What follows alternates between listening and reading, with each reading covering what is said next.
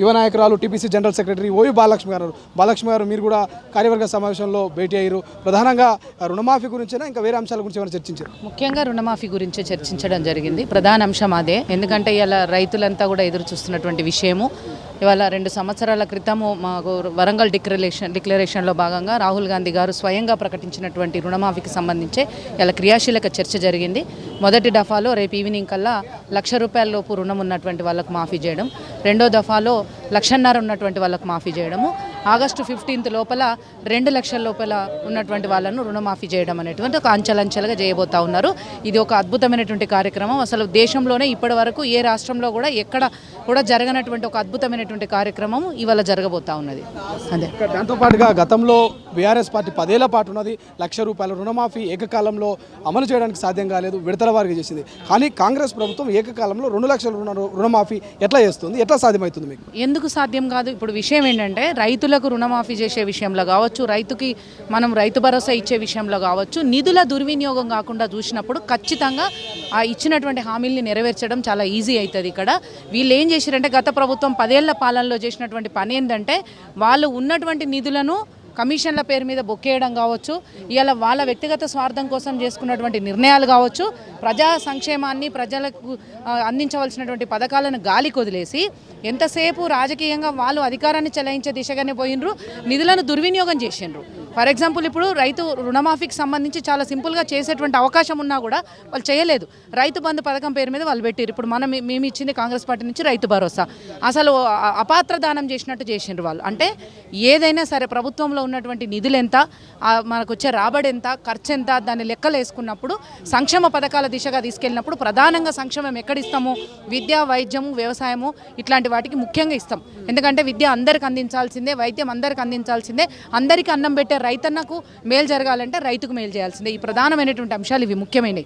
ఇటువంటి సందర్భంలో వాళ్ళు ఏం చేసిండ్రు, ఉన్నటువంటి నిధులను ఎట్లా వాళ్ళను ఒక వేరియేషన్ చేసుకొని ఇవ్వవలసినటువంటి విధంగా వెళ్లకుండా వాళ్ళ విచ్చలవిడితనంగా పోయినరు. అంటే ప్రభుత్వ పరిపాలన 10 ఏళ్ళు పరిపాలించారు కానీ ఎక్కడ కూడా ఒక సమర్థవంతమైనటువంటి విధానం కానీ నిర్ణయం కానీ తీసుకున్నది లేదు. ఇచ్చిన హామీలు నెరవేర్చింది లేదు. నిరుద్యోగుల పట్ల ఒక వాళ్ళు మొండి వైఖరి చేసినటువంటి పరిస్థితి కనపడ్డది. ఇవాళ రైతులకు సంబంధించి మొండి చేయి చూపించిన పరిస్థితి కనపడ్డది. ఇవాళ మా గౌరవ ముఖ్యమంత్రి గారు ఇవాళ మిగతా మంత్రివర్గ సహచరులు అందరితో కలుపుకొని చేసినటువంటి చర్చలతో ఇవాళ ఒక సఫలమైంది. ఖచ్చితంగా రైతు రుణమాఫీ చేయడానికి మనకు దారులు ఉన్నాయి, చేస్తున్నారు. ఆనాడు తెలంగాణ ఇస్తానని సోనియమ్మ ఎట్లయితే మాటిచ్చి తెలంగాణ ఇచ్చిందో, ఇలా గౌరవ రాహుల్ గాంధీ గారు రైతు డిక్లరేషన్లో రుణమాఫీ చేస్తామని చెప్పేసి రైతులకు మాటిచ్చారు వరంగల్ డిక్లరేషన్లో. ఆ రుణమాఫీ చేయడం కోసమే ఇలా ప్రభుత్వం ఈ ఒక నిర్ణయం తీసుకున్నది. ఇక్కడ ఇంకొక విషయాన్ని, ముఖ్యమైన విషయాన్ని మేము చెప్పదలుచుకున్నాం. వాళ్ళు 10 ఏళ్ళు పరిపాలించారు కానీ పట్టుమని 10 నెలలు పూర్తిగానే కాంగ్రెస్ పార్టీ ప్రభుత్వం మీద దుమ్మెత్తిపోయడానికి ప్రజల్లో ఒక దుష్ప్రచారం చేసేటువంటి పని కట్టుకున్నారు. కేటీఆర్, హరీష్ రావు వీళ్ళందరూ కూడా ఒక పని కట్టుకొని చేస్తూ ఉన్నారు. ఉద్యమ బిడ్డగా నేను చెప్తా ఉన్నా, ఇలా తెలంగాణ ఉద్యమ బిడ్డగా ఉస్మానియా యూనివర్సిటీలో మా రక్తం ఓడ్చినాం. అటువంటి బిడ్డలుగా చెప్తున్నాం. మీరు ప్రలోభ పెట్టి, మీరు భావోద్వేగాలు రెచ్చగొట్టి ఆనాడు ఆ బిడ్డల్ని చంపినరు, మేము ఉద్యమం చేసినాం. ఇవాళ కూడా ప్రభుత్వం వచ్చిన తర్వాత మీరు అసమర్థులు కాబట్టి 10 ఏళ్లలో మీకు ఇచ్చిన అవకాశాన్ని సద్వినియోగం చేసుకోలేదు కాబట్టి ఇలా ప్రతి ఒక్కరు ముందుకు వచ్చి కాంగ్రెస్ పార్టీకి అధికారం ఇచ్చారు. ఇచ్చినటువంటి అధికారాన్ని సద్వినియోగం చేసుకొని ఒక డైనమిక్గా ఇలా మా ప్రభుత్వం పనిచేస్తూ ఉన్నది. గౌరవ ముఖ్యమంత్రి గారు రేవంత్ అన్న గారు చేస్తున్నటువంటి విశ్లేషణ కావచ్చు, సమీక్షలు కావచ్చు, ప్రతి ఒక్కటి కూడా ప్రతి ఒక్క అధికారిని క్షేత్రస్థాయి నుంచి రాష్ట్ర స్థాయి వరకు ప్రతి ఒక్క అధికారిని కూర్చోబెట్టుకొని విశ్లేషించి ఏ సమస్యని మనం ఎట్లా పరిష్కరించవచ్చు, ఏ పథకాన్ని మనం ఎట్లా అమలు చేయవచ్చు, దీనికి కావాల్సినటువంటి నిధులు ఏమిటి, మనకు ఎంత రాబడి వస్తుంది, దీంట్లో మనం ఎట్లా ముందుకెళ్ళొచ్చు అనేటువంటి విషయాల్ని చాలా కూలంకుషంగా చర్చిస్తూ ఉన్నారు. ఇటువంటి సమయంలో ఎంతసేపు బురద చల్దామా, ఎంతసేపు రాళ్ళేద్దామా అనేటువంటి పనే తప్ప 10 నెలలు కూడా పూర్తిగా అనేటువంటి ప్రభుత్వం మీద రాళ్ళేసే పని పెట్టుకున్నారు తప్ప గౌరవప్రదంగా ఒక ప్రతిపక్ష పాత్ర పోషిద్దామనేటువంటి జ్ఞానం, కనీస జ్ఞానం లేకుండా వాళ్ళు ప్రవర్తిస్తూ ఉన్నారు. నిన్న మొన్న నిరుద్యోగుల విషయంలో కూడా అలాంటి పరిస్థితి పాటు నిజంగా లోపల ప్రజాభవన్లో ఏమైనా నిరుద్యోగులకు సంబంధించినటువంటి అంశాలు కావచ్చు, గ్రూప్ 2కి సంబంధించినటువంటి పోస్ట్ పోన్ అంశాలు ఏమైనా డిస్కస్ చేసినట్టు ప్రయత్నం చేస్తారు? లేదు. ఇవాళ గ్రూప్ 2కి సంబంధించి కానీ ఇది నిరుద్యోగులకు సంబంధించి గతంలోనే మమ్మల్ని కూర్చోబెట్టుకున్నట్లు ఆ మీటింగ్లో కూడా నేను ఉన్నాను. గౌరవ ముఖ్యమంత్రి గారు చాలా స్పష్టంగా చెప్పిండ్రు, నిరుద్యోగులకు సంబంధించి ఒకటే లీగల్. ఇప్పుడు వాళ్ళు 10 ఏళ్ల పరిపాలనలో ఎప్పుడు నోటిఫికేషన్ వేసినా, ఎప్పుడు ఎగ్జామ్ పోస్ట్పోన్ చేసినా, ఆ పేపర్లు లీక్ అయినా పైకి వెళ్ళింది, కోర్టుకు వెళ్ళింది. కోర్టుకు వెళ్ళడం వల్ల ఏం జరిగింది, వాళ్ళ పరిపాలనలో ఏ ఒక్క ఉద్యోగాన్ని కూడా వాళ్ళు నియామకం చేపట్టలేనటువంటి ఒక దుస్థితి ఏర్పడ్డది. గౌరవ ముఖ్యమంత్రి గారు మా అందరి దగ్గర నుంచే నిరుద్యోగుల సమస్యల పట్ల క్రియాశీలకంగా చర్చ చేశారు. వారం 10 రోజుల కింద నేను కూడా అదే మీటింగ్లో ఉన్నాను. అప్పుడు కూడా మేము ఒకటే విషయం మా అందరి దగ్గర నుంచి రిపోర్ట్ తీసుకున్నారు, అధికారులను పురమాయించారు. చాలా స్పష్టంగా చెప్పి డిఎస్సి వీళ్ళందరికీ సంబంధించి ఏ ఒక్క చిన్న లీగల్ ఇష్యూ వచ్చినా మళ్ళీ నోటిఫికేషన్ కోర్టులు మెట్టెక్కితే మళ్ళీ నిరుద్యోగులకు అన్యాయం జరుగుతుంది. గత ప్రభుత్వంలో జరిగినటువంటి అన్యాయం నిరుద్యోగులకు జరగొద్దు.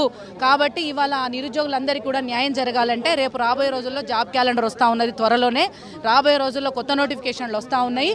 వీటన్నిటిని కూడా నియామకం చేపట్టేటువంటి విధంగా ఉన్నది. కాబట్టి ఇప్పుడున్న వాళ్ళందరూ కూడా ప్రశాంతంగా చదువుకోండి, మీరు పోస్ట్పోన్మెంట్ అడిగి మళ్ళీ అనవసరంగా సమయాన్ని వృధా చేసుకోవద్దనే విధంగా వాళ్ళు చెప్పారు. కానీ ఇక్కడ కొంతమంది బీజేపీ బీఆర్ఎస్కు సంబంధించినటువంటి కొంతమంది విద్యార్థి నాయకులను పట్టుకొని ఇలా హరీష్ రావు కావచ్చు, అటువైపు బీజేపీ నాయకులు కావచ్చు, ఒక దుమ్మెత్తి పోసేటువంటి ప్రయత్నం చేసిండ్రు.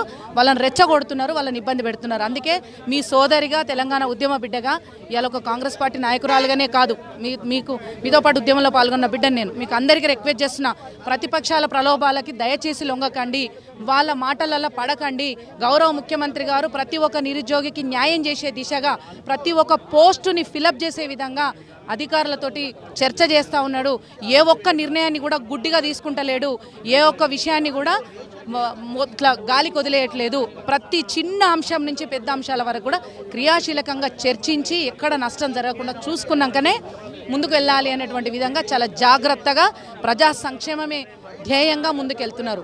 నిరుద్యోగుల పట్ల కావచ్చు, రైతుల పట్ల కావచ్చు, మహిళల పట్ల కావచ్చు, ప్రతి ఒక్కరి పట్ల ఒక చిత్తశుద్ధితో ఇలా గౌరవ ముఖ్యమంత్రి గారు మిగతా మంత్రివర్గం అంతా కూడా పనిచేస్తూ ఉన్నది.